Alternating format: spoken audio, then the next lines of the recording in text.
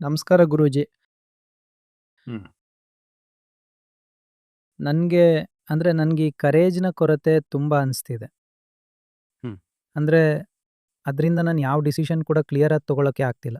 ಯಾವುದು ಪೂರ್ತಿಯಾಗಿ ಹೌದು ಅಂತಾನೂ ಆಗಲ್ಲ, ಪೂರ್ತಿ ಇಲ್ಲ ಅಂತಾನೂ ಆಗಲ್ಲ. ಅದರಲ್ಲಿ ಯಾವ ಕ್ಲಾರಿಟಿನೂ ಇಲ್ಲ. ಹಾಗಾಗಿ ಇದನ್ನೇ ಹೇಳಬೇಕಿತ್ತು. ಇದೆಲ್ಲ ನಿಮ್ಮ ಅಸಲಿ ಸ್ವರೂಪದ ಬಗ್ಗೆ ಇರೋ ಅಜ್ಞಾನದಿಂದಲೇ ಆಗ್ತಿರೋದು.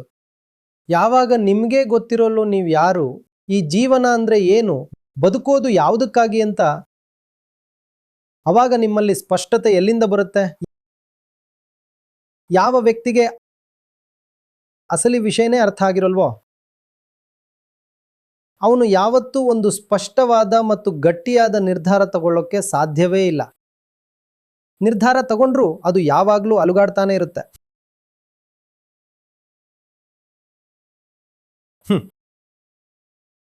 ಸೊ ನಿರ್ಧಾರ ತಗೊಳ್ಳೋಕೆ ಆಗ್ತಿಲ್ಲ ಅಂತ ಹೇಳ್ಬೇಡಿ, ಅದೆಲ್ಲ ಬರೀ ಲಕ್ಷಣ ಅಷ್ಟೆ. ಅಸಲಿ ರೋಗ ಇರೋದೇ ಬೇರೆ ಕಡೆ. ಅಸಲಿ ರೋಗ ಏನಪ್ಪಾ ಅಂದ್ರೆ, ನಾವು ಪ್ರಾಣಿಗಳಾಗಿ ಹುಟ್ಟಿದ್ವಿ. ಒಬ್ಬ ಪೂರ್ತಿ ಮನುಷ್ಯನಾಗೋ ಶಿಕ್ಷಣ ನಮ್ಗೆ ಸಿಕ್ಲೇ ಇಲ್ಲ. ತುಂಬಾ ಕಡಿಮೆ ಜನರಿಗೆ ಅದು ಸಿಗುತ್ತೆ. ನಮ್ಮನ್ನು ಬರೀ ಅರ್ಧ ಮನುಷ್ಯನನ್ನಾಗಿ ಮಾಡಿಬಿಟ್ಬಿಟ್ಟಿದ್ದಾರೆ. ಒಂದು ನಮ್ಮನ್ನು ಪೂರ್ತಿ ಪ್ರಾಣಿಯಾಗಿ ಇರೋಕ್ ಬಿಟ್ಟಿದ್ರೆ ಏನೂ ತೊಂದರೆ ಇರ್ತಿರ್ಲಿಲ್ಲ. ಮನುಷ್ಯನ ಕಾಡಿಗೆ ಬಿಟ್ಬಿಡಿ, ಮಗು ಹುಟ್ಟಿದ ತಕ್ಷಣ ಕಾಡಿಗೆ ಬಿಡಿ, ಅವನಿಗೆ ಯಾವತ್ತೂ ಯಾವುದೇ ಮಾನಸಿಕ ಅಥವಾ ಆಧ್ಯಾತ್ಮಿಕ ಸಮಸ್ಯೆ ಬರೋದೇ ಇಲ್ಲ. ಅವನು ಮಸ್ತಾಗಿರ್ತಿದ್ದ. ಯಾವತ್ತಾದ್ರೂ ಯಾವ್ದಾದ್ರೂ ಪ್ರಾಣಿ ಗಹನವಾಗಿ ಯೋಚನೆ ಮಾಡ್ತಾ ಇರೋದನ್ನ ನೋಡಿದಿರಾ?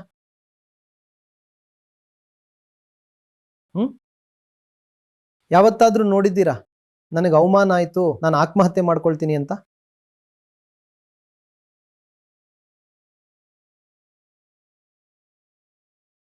ಒಂದು ನಾಯಿ ಓಡಾಡ್ತಿದೆ, ಬೇಜಾರಲ್ಲಿದೆ, ಏನಾಯ್ತು? ಇಲ್ಲ, ನನ್ನ ಮರಿಗಳು ನನಗೆ ಮರ್ಯಾದೆ ಕೊಡ್ತಿಲ್ಲ. ಹೀಗಾಗತ್ತಾ?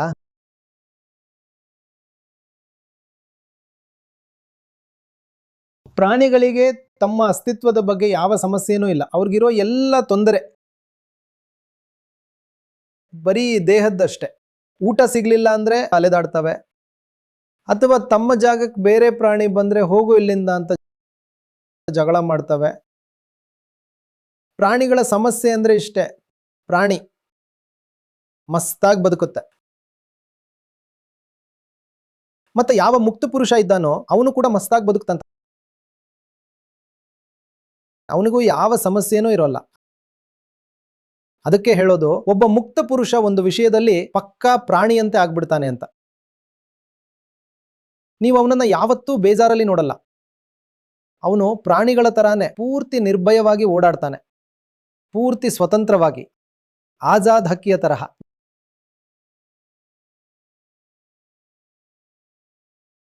ನಾವು ಈ ಮಧ್ಯದಲ್ಲಿ ಸಿಕ್ಕಾಕೊಂಡಿರೋ ದಲ್ಲಾಳಿಗಳು. ನಾವು ಅರ್ಧ ಮನುಷ್ಯರಾಗಿದ್ದೀವಿ. ನಮಗೆ ಮುಕ್ತ ಪುರುಷನಾಗೋ ಶಿಕ್ಷಣನೂ ಸಿಗ್ಲಿಲ್ಲ, ಇತ್ತ ಪ್ರಾಣಿಯಾಗಿರೋಕ್ ಬಿಡ್ಲಿಲ್ಲ. ಮನೆಯಲ್ಲಿ ಸ್ವಲ್ಪ ಕಲಿಸಿದ್ರು, ಸ್ಕೂಲ್ನಲ್ಲಿ ಸ್ವಲ್ಪ ಕಲಿಸಿದ್ರು, ಸಮಾಜದಲ್ಲಿ ಸ್ವಲ್ಪ ಕಲಿಸಿದ್ರು, ಏನೋ ಕೆಲವು ವಿಷಯಗಳನ್ನು ನಮಗೆ ತುಂಬಿದ್ರು. ಆದ್ರೆ ಪೂರ್ತಿ ಸತ್ಯವನ್ನ ನಮಗೆ ತಿಳಿಸಲೇ ಇಲ್ಲ. ಅದರ ಫಲಿತಾಂಶವೇ ನಿಮ್ಮ ಇವತ್ತಿನ ಈ ಪರಿಸ್ಥಿತಿ. ಅಶಾಂತಿ, ಸಂಶಯ, ಭಯ, ಗೊಂದಲ. ಇವಾಗ ಎರಡು ಕೆಲಸ ಮಾಡ್ಬೋದು. ಒಂದು, ಪೂರ್ತಿ ಪ್ರಾಣಿಯಾಗ್ಬಿಡಿ, ಕಾಡಿಗೆ ಹೊರಟೋಗಿ. ಅವಾಗ ನಿಮ್ಮ ಎಲ್ಲ ಸಮಸ್ಯೆಗಳು ಮಾಯ ಆಗ್ಬಿಡ್ತವೆ. ಮರದ ಮೇಲೆ ತೂಗೋದು, ಹಣ್ಣು ತಿನ್ನೋದು, ಮಂಗಗಳ ಜೊತೆ ಓಡೋದು, ಮೀನುಗಳ ಜೊತೆ ಈಜೋದು, ಆಮೇಲೆ ಸಿಂಹ ಬಂದ್ರೆ ಸತ್ತೋಗೋದಷ್ಟೇ. ಅಲ್ಲಿ ಸಮಸ್ಯೆನೂ ಇಲ್ಲ ಅಲ್ವಾ? ಒಂದು, ಕಾಡಿಗೆ ವಾಪಸ್ ಹೋಗಿ ಅಲ್ಲಿ ನಿಧಾನವಾಗಿ ಎಲ್ಲವನ್ನು ಮರೆತು ಬಿಡಿ. ಸಂಸ್ಕೃತಿ, ಭಾಷೆ, ಜ್ಞಾನ ಎಲ್ಲವನ್ನು. ಕಳೆದ 20-30 ವರ್ಷದಲ್ಲಿ ಈ ಪ್ರಪಂಚ ನಿಮಗೇನು ಕೊಟ್ಟಿದ್ಯೋ ಅದನ್ನೆಲ್ಲ ಮರೆತು ಬಿಡಿ. ಪೂರ್ತಿಯಾಗಿ ಡಿಕಂಡೀಷನ್ಡ್ ಆಗ್ಬಿಡಿ. ಎಷ್ಟಾಗುತ್ತೋ ಅಷ್ಟು. ಅವಾಗ್ಲೂ ನಿಮ್ಮ ಸಮಸ್ಯೆಗಳು ದೂರ ಆಗ್ತವೆ.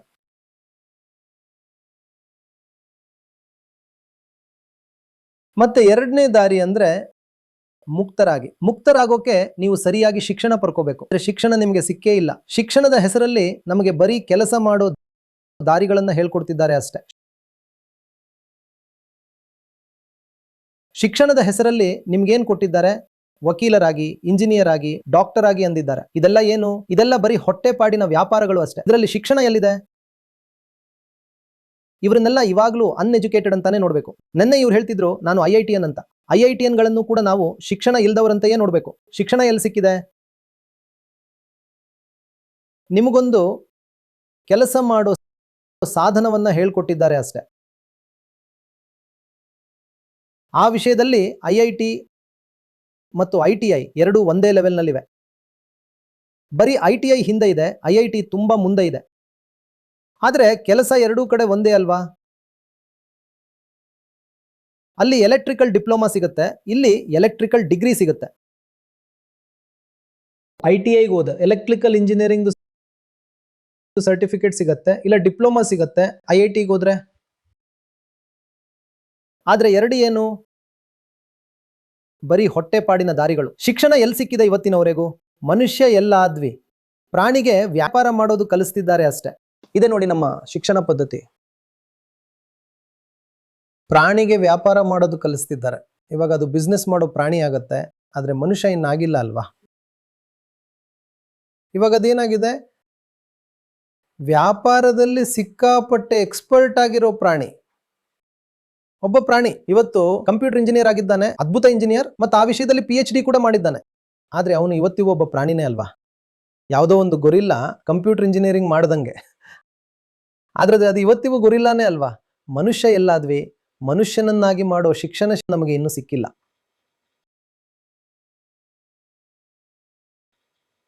ಯಾವುದೇ ಇಂಜಿನಿಯರಿಂಗ್, ಮೆಡಿಕಲ್ ಶಿಕ್ಷಣ ಅಥವಾ ಯಾವುದೇ ಪ್ರೊಫೆಷನಲ್ ಎಜುಕೇಶನ್ ನಿಮ್ಮನ್ನ ಮನುಷ್ಯನಾಗಿ ಮಾಡಲ್ಲ. ಇದರ ಅರ್ಥ ಹ್ಯುಮ್ಯಾನಿಟೀಸ್ ಓದಿದ್ರೆ ಮನುಷ್ಯ ಆಗ್ತೀರಾ ಅಂತಾನೂ ಅಲ್ಲ.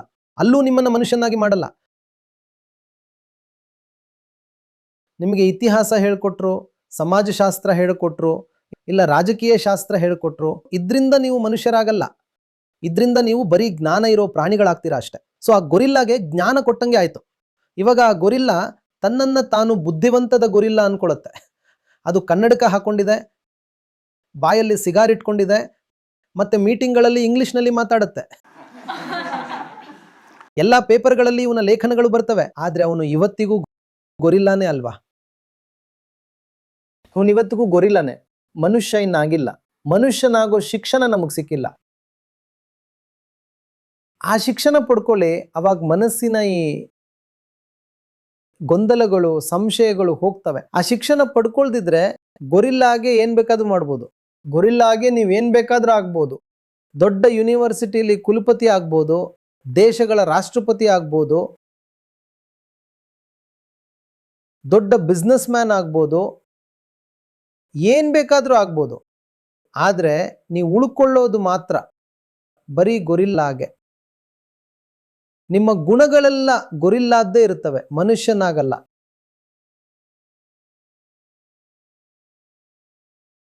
ನರಪಶು ಅನ್ಸ್ಕೊಳ್ತೀರಾ. ಏನಿದ್ದೀರಾ? ನರ ಅಲ್ಲ, ನರಪಶು. ಮಗು ಪ್ರಾಣಿಯಾಗಿ ಹುಟ್ಟುತ್ತೆ. ಮುಕ್ತ ಪುರುಷರನ್ನ ಮಾತ್ರ, ಮತ್ತೆ ಈ ಇಡೀ ಸಮಾಜ, ನಾವೆಲ್ಲ ನಮ್ಮನ್ನ ನರಪಶುಗಳು ಅಂತ ತಿಳ್ಕೊಳ್ಳಿ. ಮನುಷ್ಯರೂ ಆಗಿಲ್ಲ, ನಾವು ನರಪಶುಗಳು. ಮೇಲೆ ಮನುಷ್ಯ, ಒಳಗೆ ಪ್ರಾಣಿ.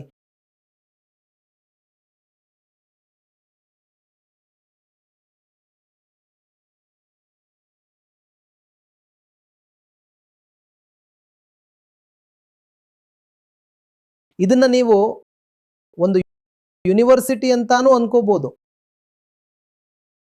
ಬರೀ ಆ ದೊಡ್ಡ ದೊಡ್ಡ ಯೂನಿವರ್ಸಿಟಿಗಳಿಗೆ ಸಮಾಜದ ಒಪ್ಪಿಗೆ ಸಿಕ್ಕಿದೆ ಅಷ್ಟೆ. ಅವ್ರ ಹತ್ತಿರ ಕೋಟ್ಯಂತರ ರೂಪಾಯಿ ಫಂಡ್ ಇದೆ. ಅದಕ್ಕೆ ಅವ್ರ ಹತ್ತಿರ ದೊಡ್ಡ ಬಿಲ್ಡಿಂಗ್ ಇದೆ, ದೊಡ್ಡ ಹೆಸರಿದೆ, ನೂರಾರು ಪ್ರೊಫೆಸರ್ಗಳಿದ್ದಾರೆ, ಕೆಲಸಗಾರರ ಪಡೆಯೇ ಇದೆ.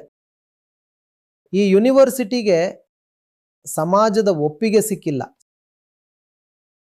ಸೊ ಇದು ಹೇಗೆ ಕೆಲಸ ಮಾಡಬೇಕು ಹಂಗೆ ಮಾಡ್ತಿದೆ. ಇದೇ ನಿಜವಾದ ಶಿಕ್ಷಣ ನಿಮ್ಗೆ ಇಲ್ಲಿ ಸಿಗ್ತಿರೋದು. ನಿಮ್ಮನ್ನ ಮನುಷ್ಯರನ್ನಾಗಿ ಮಾಡಲಾಗ್ತಿದೆ. ಮತ್ತೆ ಈ ಶಿಕ್ಷಣ ಯಾವುದೋ ಪರಲೋಕಕ್ಕೆ ಹೋಗೋದಕ್ಕಲ್ಲ, ಇದೇ ಲೋಕದಲ್ಲಿ ಹೇಗೆ ಮರ್ಯಾದೆಯಿಂದ ಬದುಕಬೇಕು ಅನ್ನೋದನ್ನ ಹೇಳಿಕೊಡೋ ಶಿಕ್ಷಣ ಅಷ್ಟೇ.